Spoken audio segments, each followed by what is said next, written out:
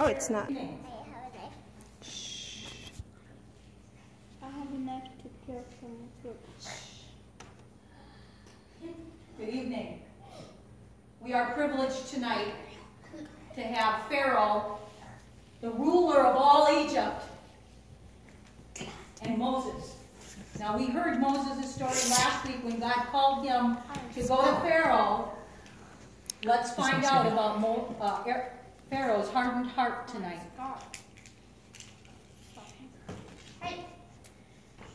Moses and his older brother Aaron stood before the Pharaoh many times.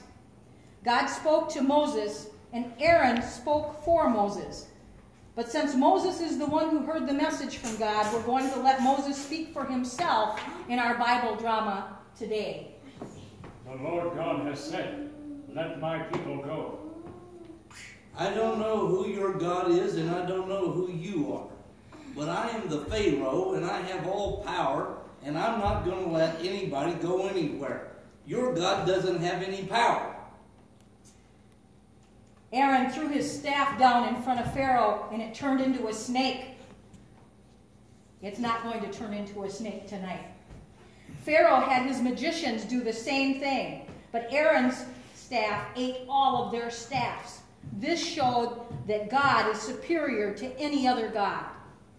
Well, now that was a cute trick, but that doesn't prove anything, and I'm not going to let the children of Israel go anywhere. I got 1 million slaves, and I'm going to keep my slaves. If you do not listen, the Lord will turn the waters of the river into blood, and the fish in the river will die. I have no fear. I am the great Pharaoh. You aren't going to do anything. The Pharaoh's heart was hardened. He would not let his slaves go free. The whole river turned into blood. All of the fish died. And as part of your help tonight as extras for this drama, I want you to pretend like you're having to take a drink out of that river. The river turned to blood. How would your face look if you had to drink blood? I want to see it on your face. Yuck. Yuck. Would you like drinking that? No. It just turned to blood. Wouldn't that be gross? A week later, Moses went back to Pharaoh. The Lord has said, "Let my people go." If you do not, the Lord will bring all the frogs out of the river. They will be in your house, they will be in your bed, they will be in your food, they will be everywhere.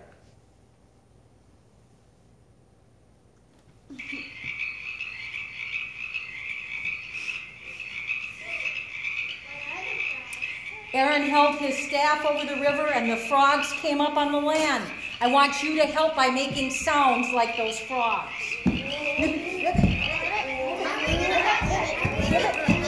Make a sound like lots of frogs.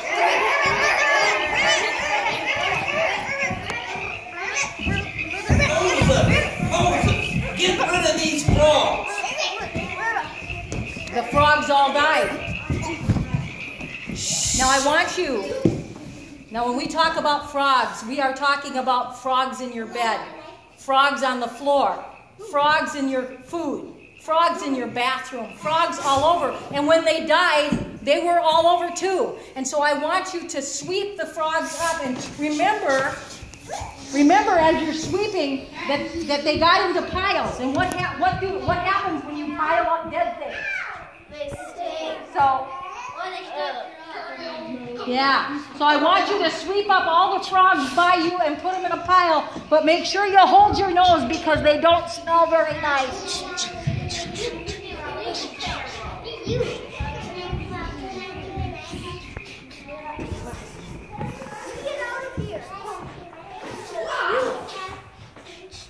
Come on. Okay, are all the frogs up around you? Yeah. You're not sitting on any, are you? Okay. Okay, Christine, move back. Give them lots of room.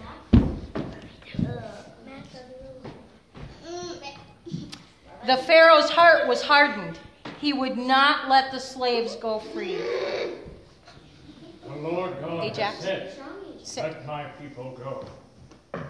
Since you have refused to obey God, I will hold the staff of the Lord over the land, and he will send gnats on you. It's the kind of fly. All the dust in the land turned into gnats. You know what a gnat is? Gnats are very tiny, aggravating little insects. They get in your ears, they get in your eyes, they even get in your mouth. I want you to pretend like the gnats have come all over you and you're trying to get them off your body.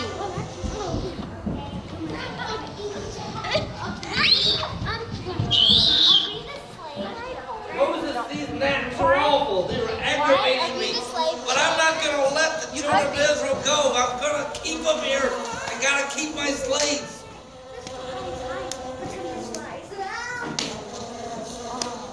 Oh, I just can't imagine. I don't even like the sound of it.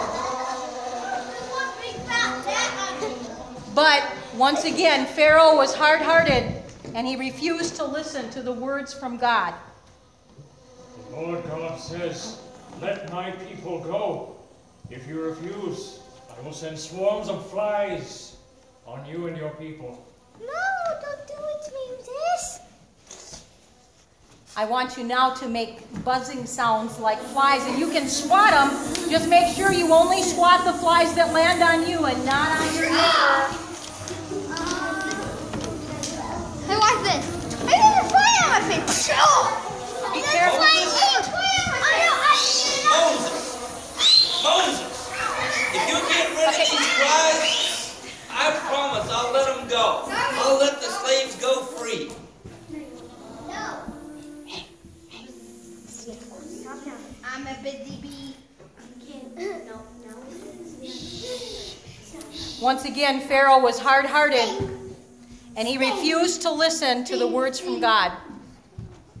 The Lord has said, let my people go. Okay, Ajax. If you do not listen, God will send a terrible plague on your livestock. I want you to make sounds of the different animals that there were. If you're standing by somebody who's making animal noises, try to guess. Be a cat.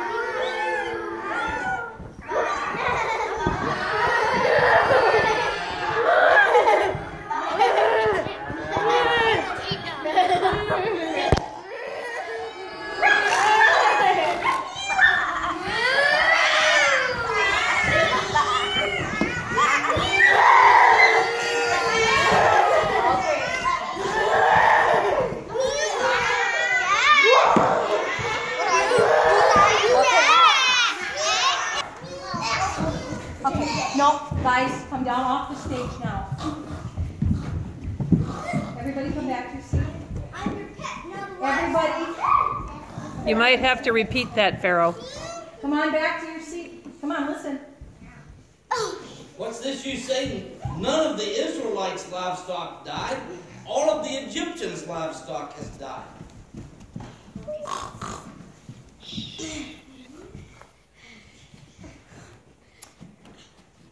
None of the plagues affected the Israelites at all. But then all of the livestock that the Egyptians, like Pharaoh said, died. But still Pharaoh's heart was hard and he refused to let the Israelites go. The Lord says, let my people go. If you do not, I will send boils on you, the Egyptian people, and even all the animals. Boils are very painful sores. I want you to hold your neck and your arm and moan in pain because they're very sore. Your skin swells up and it hurts. So hold your head, your neck, your arms, and moan in pain. Oh, Moses, these boils are painful, but I know sooner or later they're going to heal up. I'm just not going to let the children of Israel go free. Although the men and beasts of Egypt were covered in boils, Pharaoh's heart would not soften. The Lord says, let my people go. The cats are boys. God knows you're not going to do it. He's raised you for this very purpose, to display his power and that his name might be honored over all the earth. So tomorrow, God will send a hailstorm on Egypt that has never been. You tell your people to get anything they value, themselves and their animals, into some kind of shelter. Hail is ice falling from the sky. This hail came in very large pieces. It killed everything it hit. It stripped the leaves off the trees. I want you to pretend to walk around dodging big pieces of falling ice. Be careful.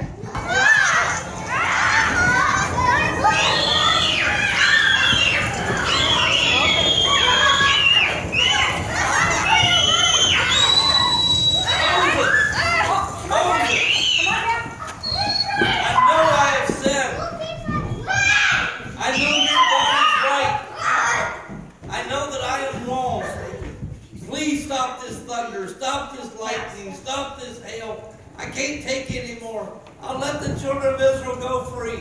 I promise they can go. But Pharaoh's heart was very hard, and he would not let the Israelites go, just as God had predicted. Pharaoh, you are making life hard for you and your people. If you refuse to let my people go, God will send a plague of locusts over the land.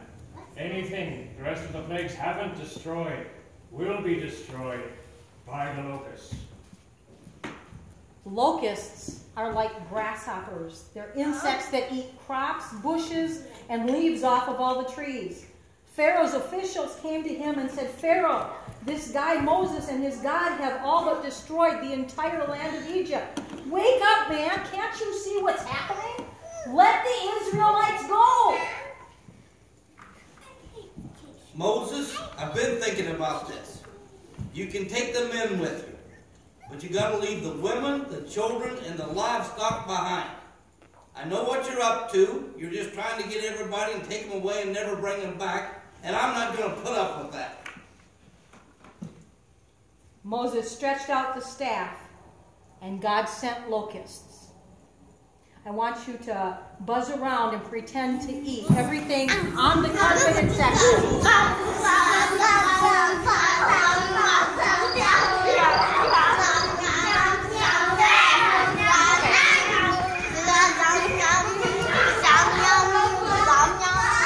You can pet it, you can hold it.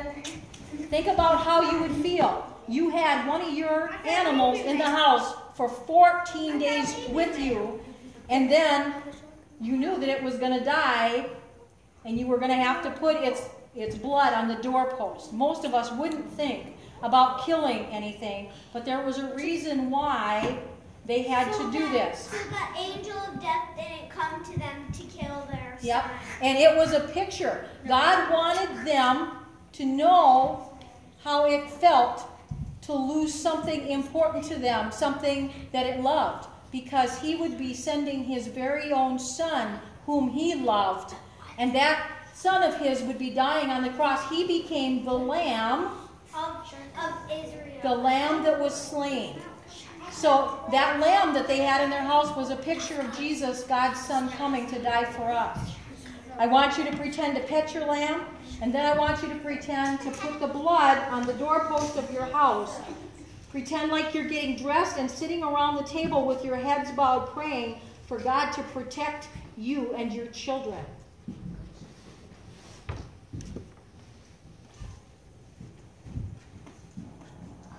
Are we going to have to do this?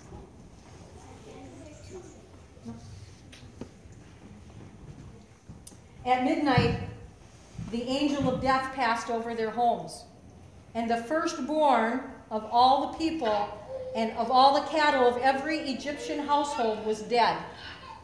There was a great cry throughout the land. The Pharaoh also cried out because Pharaoh's son was among the dead. Oh,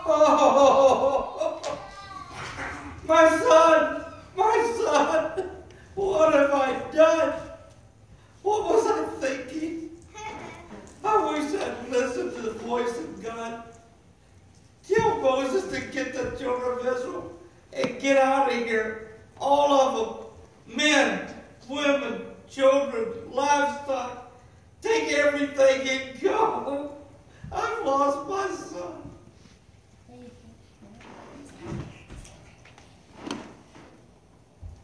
Pharaoh lost his son. All of the people in Egypt lost their firstborn son. In your families here, how many of you are the firstborn? My brother. Ajax would be the firstborn. Firstborn man. It would be the firstborn son because they would be the ones who inherited. But even, I mean, a lot of you are firstborn. Can you imagine how your family would feel? I have a question. What if the women died? The women didn't. It was the sons because they would inherit. Yes. And so finally, Praise and goodness. the children of Israel got to leave Egypt after being slaves for 400 years. They followed Moses and Aaron out of Egypt, and they were free. They were free. Moses led the children of Israel out. Moses, did you want to lead our children out and around? And then we need you to come back. You won't go back to Egypt. You'll just come back to your pew. Okay, so we'll go out. Come around. Moses is going to follow Moses out. Look out. God, no, just around and then just out. around the circle.